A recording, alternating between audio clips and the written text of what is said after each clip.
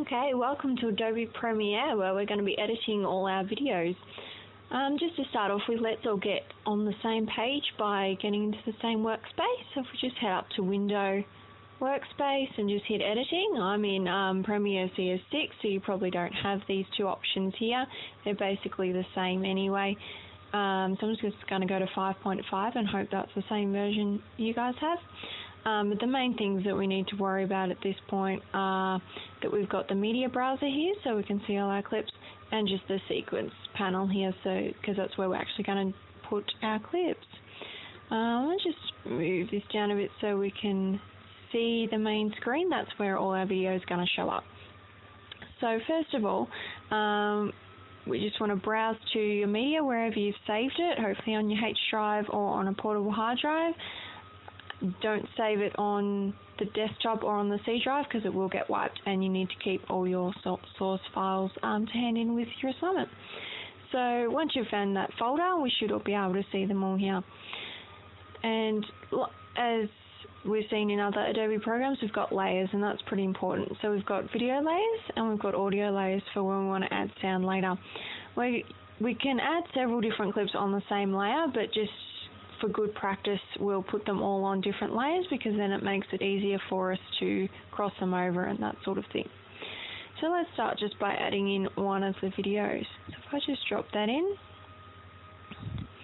I've just got a bit of an error message here, which you might very well see, is that the video format that we've got doesn't match the sequence that we've got. So all we just do is click here, change sequence settings, so that then our sequence will then match the videos that we have.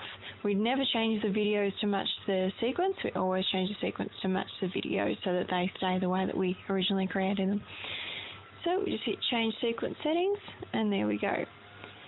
So we can see we've got just our one video here, so if I just hit play, we'll get a preview of it. But we might not want the whole clip. You might have filmed a whole lot at once and don't need all of it, or maybe you want to split it up into parts.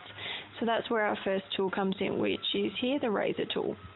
And all that's going to do is cut our clip. So say I wanted to cut it back here, so I can move this red line here to where I want to cut it, and then just click. So now it's actually split it into two different clips, so I can actually grab my selection tool and move it around. So I can just put it onto another layer, for example. I might want to put it across to here, for example, and then I'm going to put another clip in the middle. Maybe quite not that far. So now I've actually got two different clips. So if we just quickly fast forward over the whole lot, we can see the first part here. Then it just cuts to nothing because we've got nothing there. And then we've got the next one. So now I can just drag and drop my next one in. Maybe just move that one across just a tiny bit. So then we've got a bit of crossover between the two. So then if we go back to the start, and then just we can slowly go over and see, yep, it's just going to swap and change there, and then it'll swap and change back to that one. But we're probably going to want it to look a bit prettier than that, so that's where we go over to our effects panel. So if we just go to video transitions, it's under dissolve, yep, we can have all these crossover ones, so you can like have it fade out to black, you can have it cross between the two, and all these other cool ones. So have a bit of a play around with those. One of my personal favorites is additive dissolve. So I'm just going to drag and drop that onto here. So now I've told it, so at the very beginning of this clip, to start dissolving. It's worth noting as well that the layers, these are all what's on top of each other. So here, for example, where we've got them over the top of one another, this is the one that will come out on top, whereas if I was to put it there, this one would keep playing right until the end. Have a bit of a play around with that and put all your clips on different layers, and you'll be able to see a bit more clearly what I mean. So anyway, the additive dissolve, I'm just going to play it properly so you can see. So I play it from about there, and then it will change over. We can also change the length of the dissolve by clicking and dragging it, but at this point it's a little bit fiddly, so I can just grab our zoom tool there and zoom in so that everything looks a bit clearer. So I can grab this and I can just click and drag it so that it goes out for a bit longer. So let's see how that looks. That looks a bit better. And then I might just put a regular cross dissolve at the end one here. Move over a bit so I can see what I'm doing a bit better. Grab the cross dissolve, click and drag it in a similar position. Might want that one to be a bit longer as well. So if I just head over here, I can just click up the top at any spot at any time to quickly jump to that place. And away we go. So that's your basic cutting together of all your clips. If you want to zoom back out, you just hit the zoom and click the Alt key and click, and that'll take you back out as well. So that's our basic cutting together and our transitions between clips.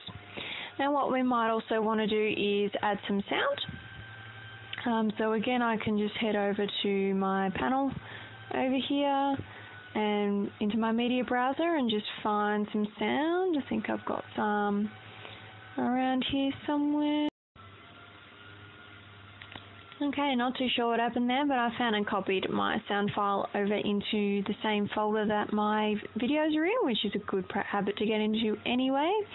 So I've just got this song here, just an audio file, and so I can click and drag that in the same way, like so, but as you can see it's super long, so then when I export the video it will actually just go black at the end until the song finishes, which isn't what we want. We want to cut it off at the same point that the video cuts off. So if I head over to effects, for a start I might just have the end of the video fade out nicely into black.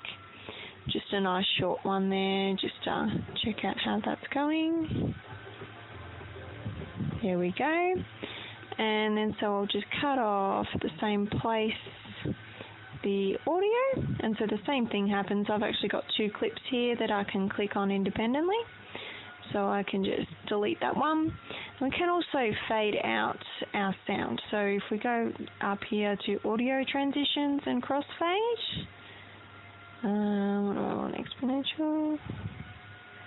How does that go? There we go. So it just fades out pretty quickly. So maybe we want to try another one. What if I go to constant gain? What does that one sound like?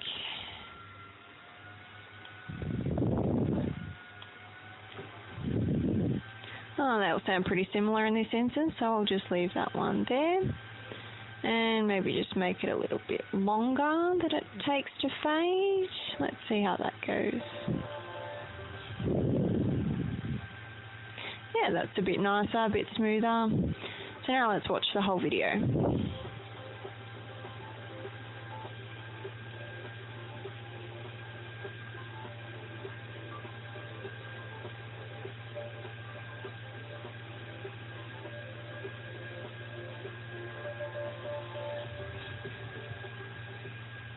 There we go. So that's covered all our basic clip editing and adding audio to our movie and adding transitions.